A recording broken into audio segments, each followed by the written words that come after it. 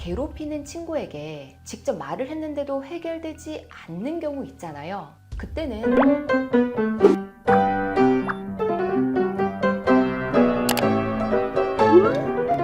안녕하세요.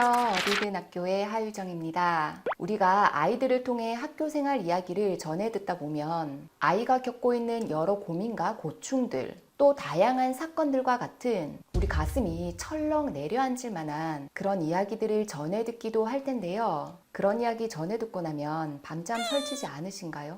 이번 시간에는 학교에서 벌어지는 여러 가지 일들에 부모가 어디까지 개입하는 게 좋을지, 또 지혜롭게 해결하는 방법은 무엇인지에 대해 말씀드리도록 할게요. 우리 아이가 전하는 이야기를 듣다 보면 이걸 선생님께 말해? 그냥 넘어가? 아니면 상대 엄마에게 직접 말해? 뭐 이런 고민들 할 때 있으시죠? 부모의 개입은 사건의 크기와 종류에 따라 결정되는데요. 제가 학교에서 발생하는 여러 가지 일들 중에서 빈번한 5가지를 말씀드리고 그에 대한 해결 방법을 알려드릴게요. 먼저 마음에 안 드는 애랑 짝이 되었을 때예요. 이런 경우 자주 있을 수 있죠. 하지만 또 짝은 바뀔 수 있잖아요. 한 걸음 물러서서 지켜봐도 그리 큰 문제까지는 생기지 않아요. 그래서 대체로 자리 때문에 부모님이 두 손 걷어붙이고 그렇게 나설 만한 일은 잘은 없어요. 그런데 제 큰애가 저학년 때 일인데 제 아이가 친구들 사이에서 약간 기피하는 그런 아이랑 짝이 된 거예요. 그 당시에 아이 담임 선생님께서는 선생님 임의로 짝과 자리를 지정해 주셨는데 아이가 짝지 배정에 약간 실망하더라고요. 그래도 짝은 바뀌니까 아이가 한 달을 어떻게 좀 잘 참더라고요. 그런데 그 다음 달에 자리만 바뀌고 짝은 그대로인 거예요. 아이는 자리도 마음에 안 드는 데다가 이번 달에는 짝이 바뀔 줄 알았는데 그대로니까 집에 와서 울고불고 난리였어요. 저도 마음이 어땠겠어요. 우리 부모님들과 똑같아요. 이게 무슨 상황? 이런 생각이 들 수밖에 없죠. 그래, 선생님의 입장에서 한번 생각해보자. 역지사지의 자세로 담임 선생님은 왜 그런 선택을 하셨을지 곰곰이 생각해 봤어요. 이유는 아마 2가지였을 거예요. 하나는 짝지였던 그 친구의 짝으로 제 아이가 너무나도 적합하다는 거. 짝을 하고 있는 동안 큰 트러블 없이 짝지 잘 도와가며 지냈으니까 아마 적임자였을 수도 있어요. 다른 하나는 굉장히 공정하게 아이들을 섞어서 새로운 자리 배정을 했지만 어쩌다가 놓쳤을 수도 있다는 거예요. 그럴 수도 있거든요. 이게 의도적이었든 또는 실수로 놓쳤든 결과적으로 아이가 속상하고 힘들다는 게 사실이잖아요. 이럴 때는 어떻게 해야 할까요? 우리의 짝지 바꿔달라고 혹은 자리 바꿔달라고 담임선생님께 전화드리기 약간 망설여지시죠? 아이가 자신의 의사를 직접 전달하도록 그렇게 지도해 주세요. 선생님, 저 지금 짝지랑 2달 연속 같이 앉았어요. 다른 친구들과도 짝이 되고 싶어요. 선생님, 제가 키가 작고 눈이 나쁜 편인데 앞 친구에게 칠판이 가려서 잘 안 보여요. 뭐 이런 식으로 말이죠. 그러면 당장은 아니더라도 다음 자리 배정에 충분히 고려해 주실 수 있으세요. 선생님 임의로 자리 배정을 하는 게 아니라 하늘의 뜻으로 뽑기를 하더라도 조금 조정이 필요한 경우에는 아이가 직접 의사를 전달하도록 해주시면 돼요. 저도 마찬가지로 제 아이에게 이런 어려움은 선생님께 직접 말씀드리면 해결할 수 있어 라고 했지만 보통 아이가 뭐라고 해요? 선생님께 혼나면 어떡해? 친구들이 뭐라고 하면 어떡해? 부끄러워서 말 못하겠어. 엄마가 대신 말해주면 안 돼? 이렇게 말할 수 있거든요. 그러면 어떡하죠? 엄마가 대신 우리 애가요 자리가 마음에 안 든대요. 짝지가 마음에 안 든대요. 2달째 같은 짝인데 좀 바꿔주시면 안 될까요? 이렇게 말하는 게 좋을까요? 이럴 때는요 일기장을 활용하세요. 일기장에 지금 이 부분에 대해서 관련된 있었던 일, 또 자신의 감정과 생각을 설득력 있게 자세하게 적어서 선생님께서 충분히 파악하실 수 있도록 말이죠. 일기검사를 따로 하지 않는 반이라면 선생님께 쪽지나 편지 정도로 적어서 그렇게 전달해도 괜찮아요. 제가 이렇게 글로 전달하는 방법을 말씀드리는 것은 학교에서 많은 아이들이 있는 틈에서 담임 선생님께 구구절절히 자기의 상황을 전달하기란 그렇게 쉬운 일이 아니거든요. 다른 친구들 눈치가 보일 수도 있고 선생님이 좀 바빠 보이는데 그 절묘한 타이밍을 찾기도 쉽지도 않고요. 또 말하다 보면 괜히 불만이나 투정처럼 들릴 수도 있겠죠. 선생님, 저 지금 짝지랑 안 안고 싶어요. 저번에도 짝지 해봤단 말이에요. 선생님, 제 자리 마음에 안 들어요. 앞이 하나도 안 보여요. 이렇게 투덜거리며 전달하는 것보다 글로 주고받는 게 어떨 때는 훨씬 더 효과적일 수 있어요. 제 아이도 지속적으로 일기에 몇 차례 본인의 고충을 토로해서 담임선생님께서 아, 그랬구나, 그런 어려움이 있었구나, 이렇게 공감을 얻어냈어요. 비록 학기가 바뀌고 다시 짝지도 한번 하고 같은 모둠도 하고 이렇게 다시 만날 일은 있기는 하지만요.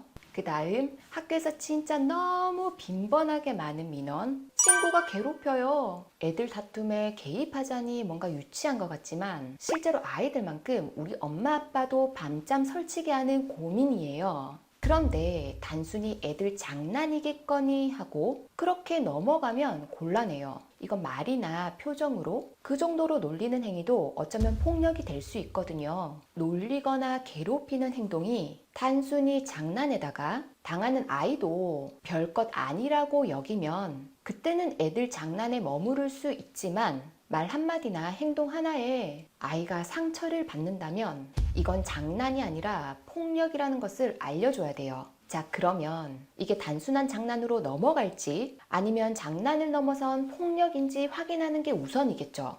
이걸 지혜롭게 해결하려면 엄마 아빠의 감정은 잠시 가라앉히고 아이의 마음을 먼저 살펴보셔야 해요. 엄마 아빠는 어떻게 이런 일이 있을 수 있어? 라는 생각이 들 수도 있고, 아니 이게 뭐라고 넌 스트레스 받니? 라고 가볍게 생각할 수도 있지만 엄마 아빠의 기준이나 감정으로 그렇게 판단하시는 게 아니에요. 이 기준은 아이의 감정과 마음이에요. 아이가 장난으로 받아들인다면 이때는 우선 한 걸음 물러서서 지켜보시면 돼요. 그런데 아이가 몸과 마음에 상처를 입었다면 이건 우리가 생각했을 때 별것 아닌 일인 것 같아도 적극적으로 개입하셔야 돼요. 자, 그러면 장난 수준을 넘어서 폭력이라고 판단되었을 때 해결 방법이에요. 먼저 아이가 자신의 생각을 전달하는 연습을 해야 해요. 부모의 개입이라는 게 엄마 아빠가 두 팔 걷어붙이고 나서라는 말이 아니에요. 이건 제가 초등 공부 습관 바이블에서 다루고 있는 4가지 능력 중에서 회복 탄력성에서 누차 강조드리는 실패의 경험과 관련이 있는데요. 이런 상황이 아이에게는 하나의 실패 경험이죠. 이때 엄마 아빠가 이 어려움을 곧장 걷어내 주시는 게 우선이 되어서는 안 된다는 거예요.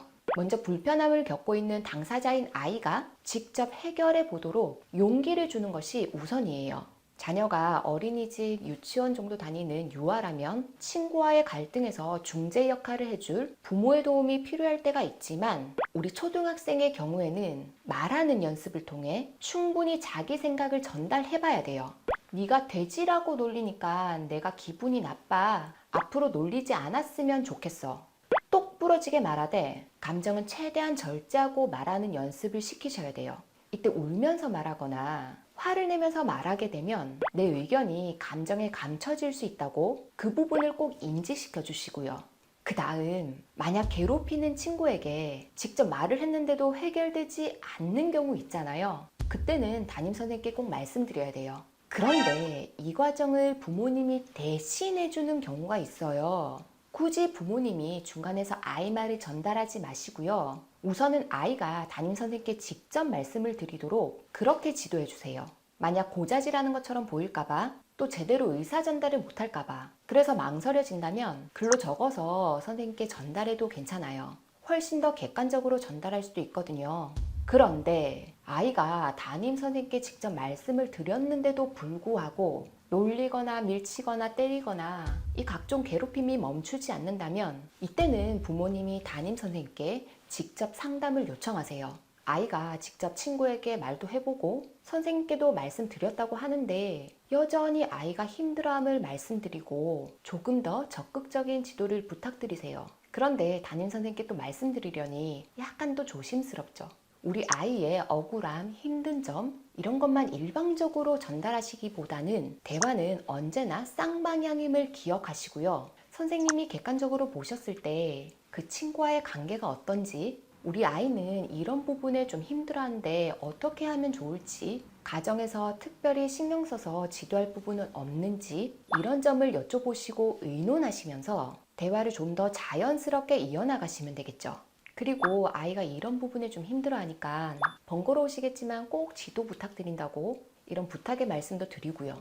학교폭력은 대체로 진짜 조그만한 괴롭힘이나 따돌림에서부터 시작되거든요. 관계가 너무 멀어지기 전에 또 괴롭힘의 정도가 심해지지 않도록 이때는 적극적인 관심과 지도가 필요한 거예요. 이때 절대로 하시면 안 되는 게 있어요.